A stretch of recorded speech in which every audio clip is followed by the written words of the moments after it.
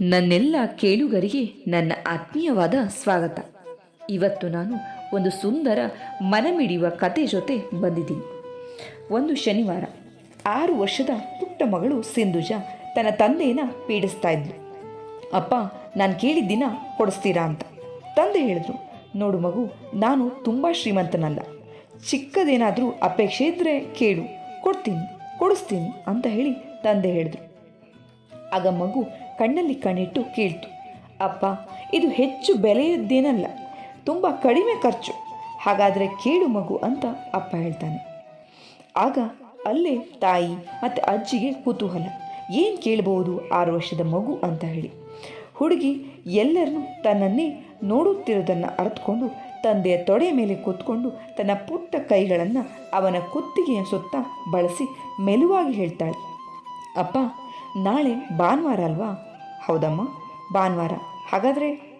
ಹಾಗಾದರೆ ನಾಳೆ ನನ್ನನ್ನು ಸಲೂನಿಗೆ ಕರೆದುಕೊಂಡು ಹೋಗಿ ನನ್ನ ತಲೆಯನ್ನು ಬೋಳಿಸ್ಕೊಂಡು ಬರ್ತೀರಾ ಅಂತ ಕೇಳ್ತು. ತಂದೆಗೆ ಶಾಕ್ ಹೊಡೆದಂತಾಯಿತು. ತಾಯಿ ಅಜ್ಜಿ ನೆಲ ಬಿಟ್ಟು 3 ಅಡಿ ದೂರಕ್ಕೆ ಹೋದರು. ಇದೇನು ಅಪಶಕ್ನ, ಹುಡುಗಿ ತಲೆ ಬೋಳಿಸ್ಕೊಳ್ಳೋದ್ರಿಂದ ಏನು ಅಸಹ್ಯ ಅಂದರು. ತಂದೆ, ಬೇಡ ಕಂದ, ಇದೇ ನಿನ್ನ ಅಪೇಕ್ಷೆ, ಇಷ್ಟು ದುಂಡು ಮುಖ, ದೊಡ್ಡ ಕಣ್ಣುಗಳು, ಉದ್ದ ಕೂದಲು ಎಷ್ಟು ಚೆನ್ನಾಗಿ ಕಾಣುತ್ತೆ ಗೊತ್ತೇ, ತಲೆ ಬೋಳ್ಸಿದ್ರೆ ಚೆನ್ನಾಗಿ ಕಾಣೋದಿಲ್ಲ ಅಂತ ಹೇಳಿದ್ರು. ಏನೇ ಹೇಳಿದ್ರು ಮಗು ಕೇಳ್ತಿಲ್ಲ. ಯಾಕಂತ ಕಾರಣನೂ ಹೇಳ್ತಿಲ್ಲ. ಅಳ್ತಲೇ ಮಗು ಕೇಳ್ತು, ಅಪ್ಪ, ನನಗೆ ಮೊನ್ನೆ ಹರಿಶ್ಚಂದ್ರನ ಕತೆ ಹೇಳಿಕೊಟ್ಟ ಮಾತನ್ನು ಉಳಿಸ್ಕೊಳ್ಬೇಕು ಅಂದಿದ್ರಿ, ಆಗಲೇ ನೀವು ಮಾತು ಕೊಟ್ಟು ಈಗ ನಡೆಸ್ತಿಲ್ಲ ಅಂತ ಬಿಕ್ಕಿ ಬಿಕ್ಕಿ ಅಳ್ಳಿಕ್ಕೆ ಶುರು ಮಾಡ್ತು. ತಂದೆ, ಆಯಿತು ಪುಟ್ಟ, ನಾಳೆ ನೀನು ಕೇಳಿದಂತೆ ಮಾಡಿಸ್ತೀನಿ ಅಂದು. ಮನೆಯಲ್ಲಿ ಪುಟ್ಟ ಕುರುಕ್ಷೇತ್ರವಾದರೂ ಮರುದಿನ ಹುಡುಗಿಯ ತಲೆ ಬೋಳಿಸ್ಕೊಂಡು ಬಂದರು. ಮರುದಿನ ಸಿಂಧುಜಾ ಶಾಲೆಗೆ ಹೋಗಲು ಸಿದ್ಧವಾಗಿದ್ಲು. ಹೊಸ ವಸ್ತ್ರ, ಬಲಭುಜಕ್ಕೆ ನೀರಿನ ಬಾಟಲ್, ಎಡ ಕೈಯಲ್ಲಿ ಊಟದ ಚೀಲ, ತಲೆ ಬೋಳಾಗಿತ್ತು. ದಯವಿಟ್ಟು ಚಿತ್ರವನ್ನು ಕಲ್ಪಿಸಿಕೊಳ್ಳಿ. ತಂದೆ ಕಾರಿನಲ್ಲಿ ಹುಡುಗಿಯನ್ನು ಕರೆದೊಯ್ದು ಶಾಲೆಯ ಗೇಟಿನ ಹತ್ರ ಬಿಟ್ಟು. ಮಗು ಒಳಗೆ ಹೋಗಲಿಲ್ಲ. ಗೇಟಿನ ಬಳಿಯೇ ನಿಂತು ತನ್ನ ಗೆಳೆಯನಿಗಾಗಿ ಕಾಯ್ತಾ ಇರುತ್ತಿದ್ಲು. ತಂದೆ ಕಾರ್ನಲ್ಲಿ ಕುಳಿತು. ಒಂದು ಕ್ಷಣದ ನಂತರ ಇನ್ನೊಂದು ಕಾರು ಬಂತು.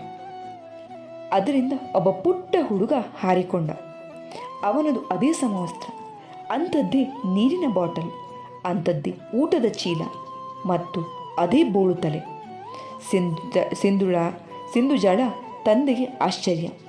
ಇದೇನಿದು, ಶಾಲೆಯ ಸಮವಸ್ತ್ರದಲ್ಲಿ ಬೋಳು ತಲೆನೂ ಸೇರಿ ಹೋಯ್ತೇ. ಅಷ್ಟರಲ್ಲಿ ಹಿಂದಿನ ಕಾರಿನಿಂದ ಮಹಿಳೆಯೊಬ್ಬರು ಇಳಿದು ಬಂದರು. ಹುಡುಗಿಯ ತಂದೆಗೆ ಕೈ ಮುಗಿದು ಕೇಳಿದ್ರು, ಸರ್, ಸಿಂಧುಜಾ ನಿಮ್ಮ ಮಗಳೇ? ಹೌದು, ಯಾಕೆ? ಆ ಮಹಿಳೆ ಕಣ್ಣಿನಿಂದ ಒಂದೇ ಸಮನೆ ನೀರಿಳಿತಾ ಇತ್ತು. ಅದನ್ನು ಈತ ಗಮನಿಸ್ತಿರಲಿಲ್ಲ. ಆತ ಕೇಳ್ದ, ಆ ಹುಡುಗ ನಿಮ್ಮ ಮಗನೇ? ಏನು ವಿಚಿತ್ರ ನೋಡಿ, ಮೊನ್ನೆ ನನ್ನ ಮಗಳು ಆಟ ಹಿಡಿದು ನನ್ನ ತಲೆ ಬೋಳಿಸ್ಕೊಂಡು ಬಂದಳು, ತನ್ನ ತಲೆಯನ್ನು ಬೋಳಿಸ್ಬಿಟ್ಟಿದ್ದಾಳೆ. ಈಗ ನಿಮ್ಮ ಮಗನೂ ಹಾಗೆ ಮಾಡಿದ್ದಾನೆ, ಏನು ವಿಶೇಷ? ಈ ಮಾತನ್ನು ಕೇಳಿ ತಾಯಿ ದುಃಖದಿಂದ ಕುಸಿದು ಬಿದ್ಲು. ಬಿಕ್ಕಿ ಬಿಕ್ಕಿ ಅಳತೊಡಗಿದ್ಲು. ಇವರಿಗೆ ಗಾಬರಿ. ಯಾಕೆ, ಏನಾಯಿತು ಅಂದರು. ಆಗ ಆಕೆ, ಸರ್, ನನ್ನ ಮಗ ತಲೆ ಬೋಳಿಸ್ಕೊಂಡಿಲ್ಲ. ಅವನಿಗೆ 2 ವರ್ಷದಿಂದ ರಕ್ತದ ಕ್ಯಾನ್ಸರ್ ಇದೆ. ಅವನು ಜೀವನ ಇನ್ನೆಷ್ಟು ದಿನ ಅನ್ನೋದು ಗೊತ್ತಿಲ್ಲ.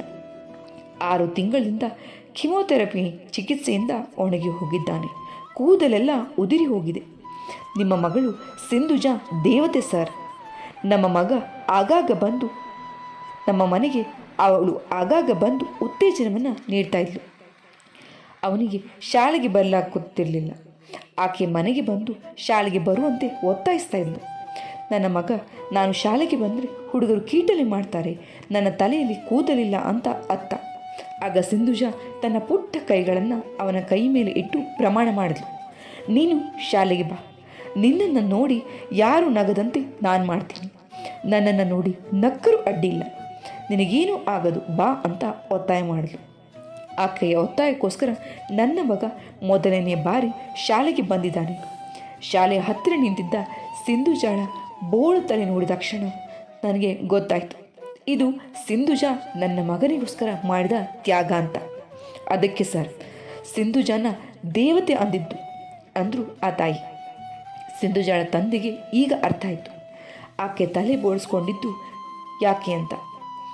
ಆತ ತನ್ನ ಮುಖವನ್ನು ಕೈಯಲ್ಲಿ ಹಿಡಿದುಕೊಂಡು ಬಿಕ್ಕಿ ಬಿಕ್ಕಿ ಅತ್ತ, ಅಮ್ಮ, ಸಿಂಧುಜ ಈ ಜನ್ಮದಲ್ಲೇನೋ ನನ್ನ ಮಗಳಾಗಿ ಬಂದಿದ್ದಾಳೆ. ಮುಂದಿನ ಜನ್ಮದಲ್ಲಿ ಮಾತ್ರ ನನಗೆ ತಾಯಿಯಾಗಿ ಹುಟ್ಟು ಬಂದು ಮತ್ತೊಬ್ಬರ ಪ್ರೀತಿಯನ್ನು ಕರುಣೆಯನ್ನು ತೋರಿಸೋದನ್ನು ಹೇಳ್ಕೊಡು ಅಂತ ಆ ಪುಟ್ಟ ಸಿಂಧುಜಾಳ ಮುಂದೆ ತಂದೆ ಹೇಳ್ತಾನೆ. ಆತ್ಮೀಯರೇ, ನಾನು ಈ ಒಂದು ಕಥೆಯನ್ನು ಹೇಳಲಿಕ್ಕೆ ಕಾರಣ ಇಷ್ಟೇ. ಮಮತೆ ಅನ್ನೋದು ಯಾವ ವಯಸ್ಸಿಗೆ ಸಂಬಂಧಪಟ್ಟಿದ್ದು ಅಲ್ಲ. ಅದು ಪುಟ್ಟ ಸಿಂಧುಜಾಳಂಥ ಹುಡುಗಿಯಿಂದ ಹಿಡಿದು ವೃದ್ಧಾಪ್ಯದವರೆಗೂ ಇರುತ್ತೆ. ಹಾಗಾಗಿ ನಾವು ಎಲ್ಲರಲ್ಲೂ ಕೂಡ ಪ್ರೀತಿಯನ್ನು, ಮಮತೆಯನ್ನು ಕಾಣೋಣ ಅಂತ ಹೇಳ್ತಾ ನನ್ನ ಈ ಒಂದು ಕಥೆಯನ್ನು ಮುಗಿಸ್ತಾ ಇದ್ದೀನಿ. ಕೇಳಿದ್ದಕ್ಕೆ ಧನ್ಯವಾದ.